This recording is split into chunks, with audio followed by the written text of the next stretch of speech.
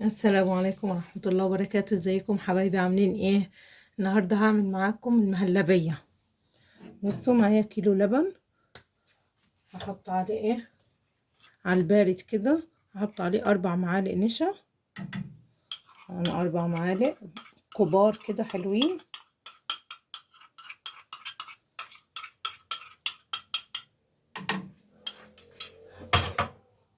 معانا كمان نص كوباية سكر.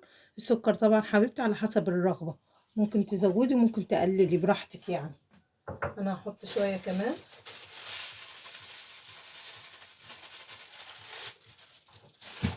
حطيت شوية كمان اهو.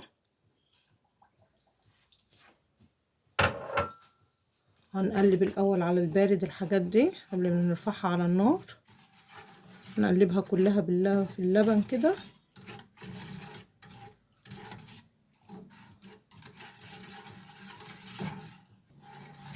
تفضلي تقلبي كده لحد ما النشا يدوب والسكر يدوب مع اللبن.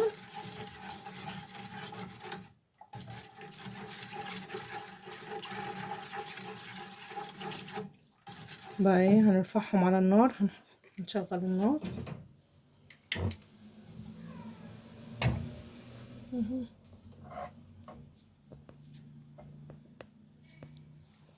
هتفضلي تقلبي تقلبي لحد ما القوام يبقى ايه، يتقل معاكي.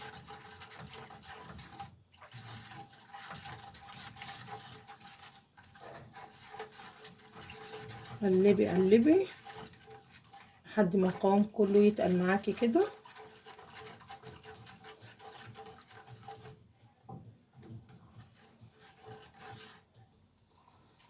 شايفين القوام خلاص بدأ يتقل معايا؟ شايفين كده اهو، ده القوام الحلو. تقلبي قلبتين كمان لحد ما القوام يبقى متماسك كريمي كده وحلو معاكي.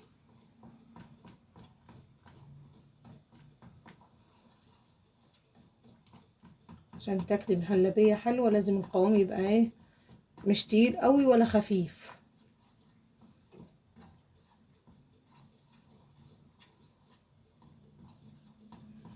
دقيقة كمان كده وهقفل عليها.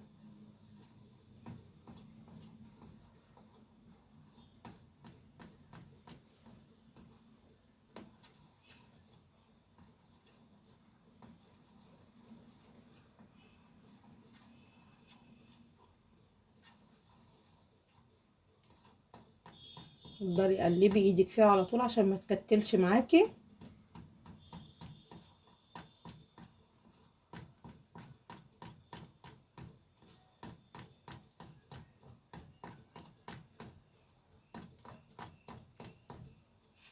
بس كده انا هطفي عليها. محضرة معايا طبعا الكوبايات او الكاسات اللي انت هتقدمي فيها. ادي اهي. اديها تقليبة اخر حاجة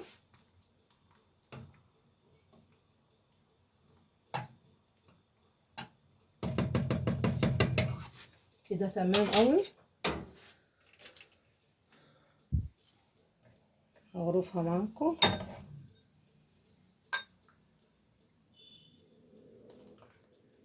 بص التقديم ده اختياري بالنسبة لي. حطي بقى في كوبايات، في كاسات، في اي حاجة، في اطباق عادية، براحتك. اهم حاجة تحطيها في التلاجة 3 4 ساعات كده عشان تمسك وتبقى كريمي قوي.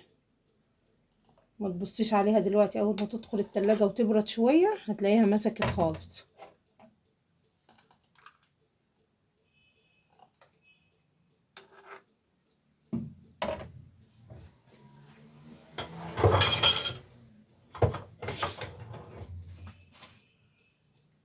عندك بقى ايه، انا عندي بسكوت سادة اهو.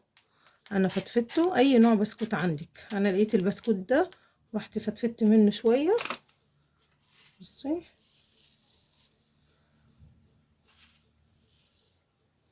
براحتك يعني. والتزيين ده برضو اختياري. بصي عندي طبق اهو، هحط شوية منه. هحط شوية من البسكوت. اهو عملت طبقة من تحت واحط عليها المهلبية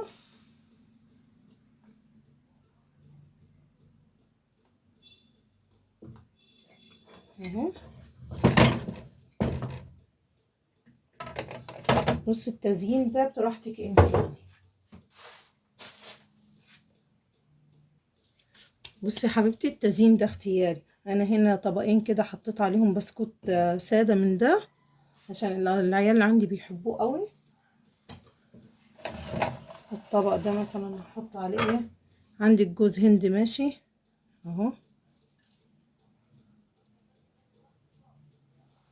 وعندك فول سوداني بتاع الحلويات برضو حط منه اهو. بصي اللي انت حباه زيني بيه. اهم حاجة هتسيبيها في التلاجة 3-4 ساعات كده، من 3 ل4 ساعات عشان تمسك وتبقى ايه طعمها جميل. والف هنا وشفا على قلبكم. اوريكي بقى الشكل، شايفة؟ بصي اول بس ما تمسك معاكي هيبقى طعمها خرافة.